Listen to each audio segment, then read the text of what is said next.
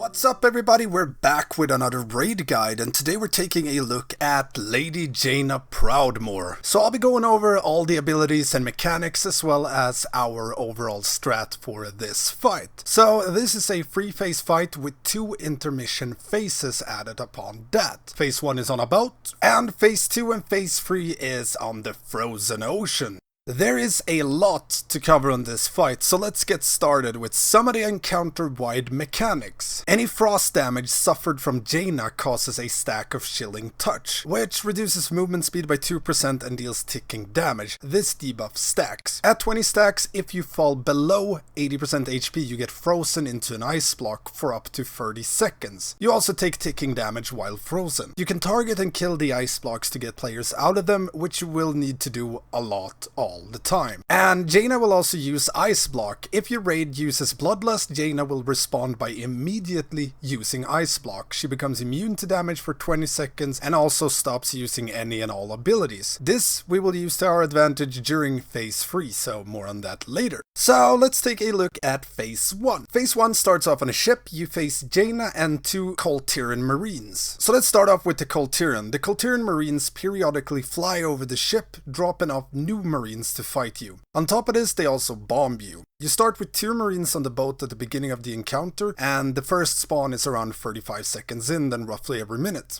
And they use Bombard. Target circles on the boat, deals a large amount of fire damage and knock back anyone hit. Also leaves behind a searing pitch on the ground. Fire patch on the ground deals ticking fire damage when you stand in it. However, if you take damage from searing pitch, it will remove all your stacks of chilling touch, and it also prevents and clears any roots and dots from Jaina. When the new Coltiran Marines spawn, they fixate on random players, and you will have 2 spawn at a time. They also place barrels of ammunition on the ground. They will explode after 15 seconds and deal a lot of fire damage to everyone and leave a searing pitch on the boat. However, you can pick up the barrels and throw them off the boat. And Jaina's abilities. Ice Shard, casted ability on a tank. It might be called Ice Shard, but it deals physical damage. Also debuffs the tank, causing subsequent cast of Ice Shard to deal 10% increased damage for 30 seconds, and this stacks. This ability remains in Jaina's arsenal the entire fight. So tanks, keep in mind that when you take damage from Ice Shard, you also get a stack of chilling touch. And Avalanche. Jaina picks 3 targets, then throws ice at them every 1 second for 5 seconds. You'll see blue swirlies follow them. Targets with this need to keep moving to not get hit by Avalanche, and this can also be used to clear searing pitch on the ground. And Grasp of Frost. Debuffs several random players, dealing a bit of frost damage and roots them for 8 seconds. Also applies 1 stack of chilling touch every 2 seconds for its duration. It is dispellable and she uses it pretty often.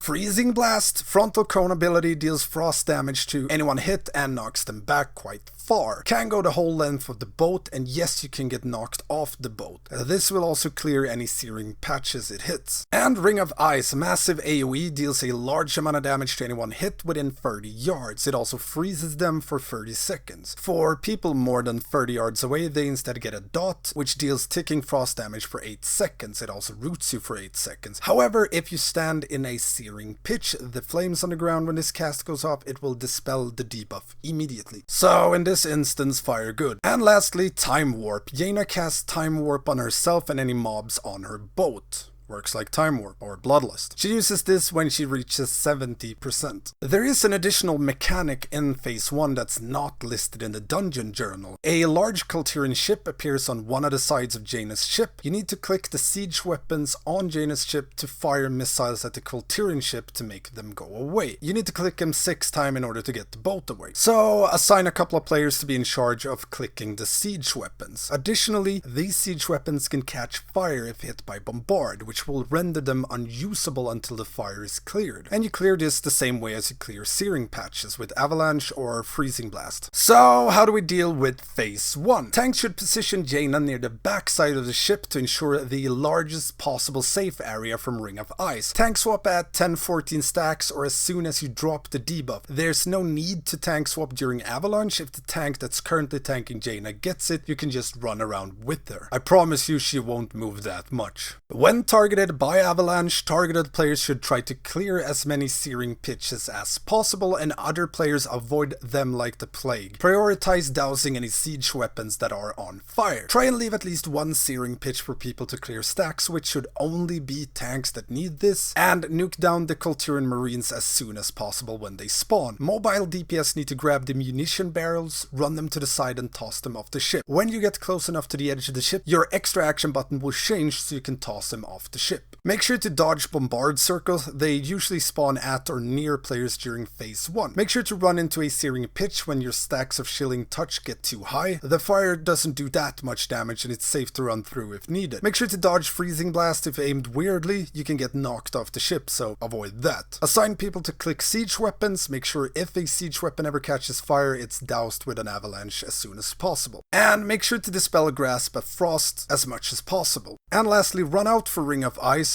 Do not get hit by this. Stand in a searing pitch when Ring of Ice is about to finish casting. This removes the dot and the root. Tanks, have fun if you need to move Jaina. She is difficult to say the least. The best way I found to move her was to run really close to her, then backpedal a bit, moving really close, backpedal a bit. Sometimes stepping sideways back and forth helped as well, but just walking backwards, no sir. And the phase ends when Jaina hits 60%. When this happens, the intermission to phase 2 starts. During this intermission, Jaina freezes the ocean, blinks away and starts channeling a frost storm, if you will. The goal here is to get everyone from the ship into the new room and interrupt Jaina, and phase 2 starts. When you run from the ship, your vision will be extremely limited, and there will be ice shards or ice balls traveling from Jaina and outwards all over the place. If you touch one, you'll become a popsicle. There's a tiny gauntlet-ish before you reach the actual room Jaina is in, and if you get ice blocked in that gauntlet, you will be walled out of the encounter when phase 2 starts. People can still nuke that ice block down, but it's just a lot better if you don't get blocked at all during this. There's also ice tornadoes that deals a ton of damage and knocks you back. Don't touch them either. Druids can track Jaina in cat form, so they should be the only ones that rush towards Jaina during this intermission. The rest of the raid should just move there as a group. It's a lot easier to dodge everything if you aren't using movement abilities like blink or dash, and there's really no need at all, there's no stress. When everyone is in the room, interrupt Jaina and phase 2 starts. You fight Jaina on a solid sheet of ice in the middle of the ocean. The whole raid begins gaining 1 chilling touch stack every 5 seconds. Remember, 20 stacks and you're a popsicle. And her ship circles above the raid, bombarding you with different arcane abilities. So with that said, let's look at the Proudmoore flagship abilities. First out is Broadside. Several players get marked by Jaina, takes ticking arcane damage for 4 seconds. When it expires, the cannon shoot at the players, dealing a large amount of arcane damage in a 10-yard radius. And Siegebreaker Blast. One player gets marked for 8 seconds. After the 8 seconds, the ship fires a massive blast at them, dealing a huge amount of arcane damage to the entire raid, which is reduced by distance from the impact, so move out. On top of this, there's a couple of unexploded ordnance. Pretty much you'll see barrels throughout the area you're fighting frozen in ice. The ice takes 99% reduced damage, so you can't kill them. You get free barrels and they always spawn in the same place. The flagship's Broadside ability breaks this ice. Once ice is broken, the barrel becomes killable. Killing the barrel ignites it, removing chilling touch stacks from all players within 20 yards.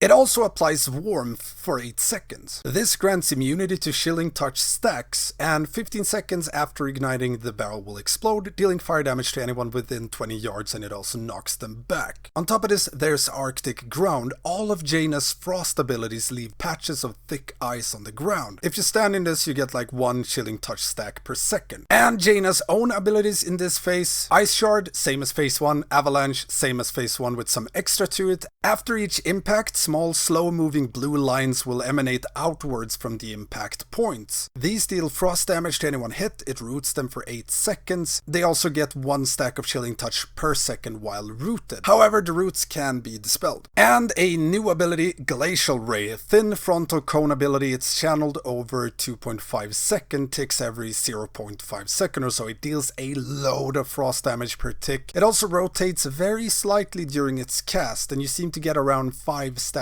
of chilling touch per tick. so in a lot of cases get hit and you're an ice block. On top of this, there's Icefall. Jaina calls down an ice comet from the sky, pretty much one-shotting anyone hit by it. It's always targeted at the random edge of the room against the frost walls. The visual is a bright white-blue targeting circle on the ground with an arrow pointing towards the middle of the room. Small comets will rain down and create Arctic ground patches following the direction of that arrow in the middle of the targeting circle. So when she casts Icefall, look for the impact point and look where the arrow is pointing. So how do we deal with all of this in phase 2? Start off by moving close to one of the barrels and try to get a broadside on it to break the ice. But don't kill the barrel instantly. Tanks will need to move Jaina a lot during this phase to position her near an unexploded ordnance, roughly 10 yards from a barrel, not on top of it. This makes it easy for broadside targets to ensure one gets hit, but without hitting everyone in the raid with a broadside. Broadside is cast fairly frequent, so most of the time you should just run out of the raid and drop these away. Only drop them on a barrel if you need to break the ice, roughly every other cast of broadside or so. The raid should be standing relatively close to Jaina, no more than about 7-8 yards away. If your stacks ever get too high and you're about to be frozen, run into the boss. Very important that you always get ice blocked close to Jaina. If you're targeted by Siegebreaker Blast, run like the wind and get far away from the raid. After the ice on the first barrel is broken, you can put dots on it, but continue to nuke Jaina. If the barrel doesn't die from the dots in time, which is when a lot of players are around 15 stacks, all DPS swap to it and nuke it down. Make sure to stand in the circle to gain warmth buff as long as possible. The buff refreshes all the time when you stand in the circle, so make sure that you refresh it at least 1-2 seconds before the barrel explodes, but do avoid getting hit by the barrel explosion. For the second barrel, wait until Jaina is around 40-42% before you trigger it, and the last barrel you want to trigger around 32% or less to clear all your stacks before the new intermission. On top of this, avalanche targets should drop off swirlies along the edge of the room away from the raid. Dodge Glacial Ray, extremely important that you don't get hit by this. Watch for Icefall, not just the initial impact but also the secondary comets shooting outwards from the direction of the arrow. If anyone gets frozen into an ice block, you have to break it immediately. This is the biggest priority of the fight in both phase 2 and phase 3, so as soon as there's an ice block, swap to it, break it. If you're about to get frozen and you know that you will break a barrel soon, try to get frozen within 10 yards of that barrel. The warmth buff will insta-break the ice blocks. And for you tanks out there, you want to handle Jaina roughly the same way as you did in phase 1, the only difference being you'll be ice blocked a lot faster, which will make dropping your actual ice shard debuff a lot trickier. You want to utilize the warmth buff as much as possible to be able to tank swap during it, but you can also, if needed, force yourself to get ice blocked to clear all your Chilling Touch stacks before you need to tank again. You can force this by standing a bit in a Glacial Ray or in the Arctic patches. Just remember that you won't get ice blocked until you drop down below 80% with 20 stacks. And as I said, tanks be ready to run around a lot with Jaina. Make sure to always move Jaina to the next unexploded ordnance you're about to kill. Outrange her to move her if she's being difficult. And this phase ends at 30% and then the second intermission starts. So the second intermission, you have Flash Freeze. Jaina begins freezing everything with a patch of thick ice expanding outwards from her, covering everything. The whole raid gets an extra stack of Chilling Touch every 15 seconds. This is why it's nice to have the last barrel up when this intermission starts. Standing in the frozen zone that Jaina spawns instantly freezes you into an ice block for 30 seconds. Don't stand in it. To avoid dying to Flash Freeze, players need to leave the actual encounter room. Luckily, an ice wall can now be targeted and attacked in the northeast corner of the area. This wall has very high HP, so I recommend using DPS cooldowns in order to kill it in time. After the wall breaks, everyone needs to move into the area behind the wall. And here you'll find Jaina's Tide Elemental, which you need to kill, and poor Nathanos entombed in an ice block, whom you need to help. So you need to free him in order to end Jaina's cast of Flash Freeze. So as soon as the wall breaks, everyone needs to run up to Nathanos and nuke his ice block. So as soon as the ice block breaks, Nathanos pokes Jaina a bit and she stops casting Flash Freeze and starts using Arcane Barrage instead. She channels her power into her flying ship. The ship begins to constantly throw arcane bolts at the ground, swirlies on the ground. These swirlies deal damage to anyone hit and knocks them back. This ability is interruptible, and when you interrupt it, intermission 2 ends and phase 3 begins. Do not do that right away.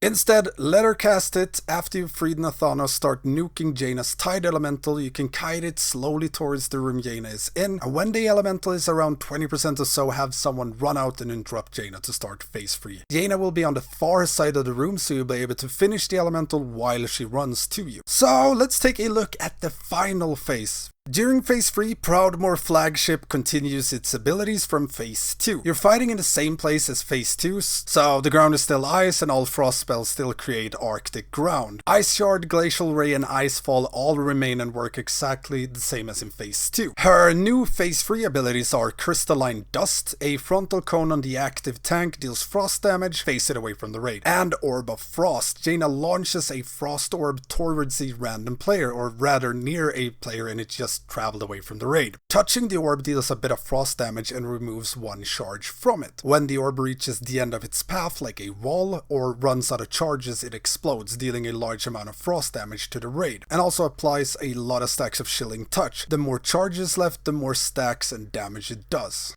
And Shattering Lance. Every time someone gets frozen, Jaina forms a Shattering Lance or Glacial Spike, and after about 3 seconds that lance shoots at the frozen player. Deals around 35k frost damage to any one hit, and it deals triple that damage to players that are ice blocked. Look where it's pointed and move away, unless you're ice blocked, in which case pray to get you out before it hits. And Prismatic Image. Jaina creates a mirror image of herself, which begins casting several of her frost abilities like Shattering Lance, Glacial Ray, things like that. Need to kill the image. So how do we handle phase 3? Well, you want to tank Jaina facing away from the raid and have everyone in your raid stack behind her. Range, healers, the works. Some people face Jaina towards a wall, some people towards the middle. The most important aspect is face her away and stack the raid behind her. Phase 3 is a race to the finish with no barrels left. You have no way to prevent people from being frozen. Instead, you'll need to focus DPS on breaking out the ice blocks as soon as they spawn. Even if you avoid every single mechanic, you will still get ice blocked. You get a stack of Chilling Touch roughly every 5 seconds or so. So to avoid having your entire raid becoming popsicles, you'll need to force some ice blocks early to stagger the ice blocks a bit. This can be done through various means, easiest one being stand in an Arctic patch on the ground for a few seconds to speed it up. A few seconds into phase 3, Jaina will use her first Orb of Frost. Assign a few ranged DPS and a healer to follow it.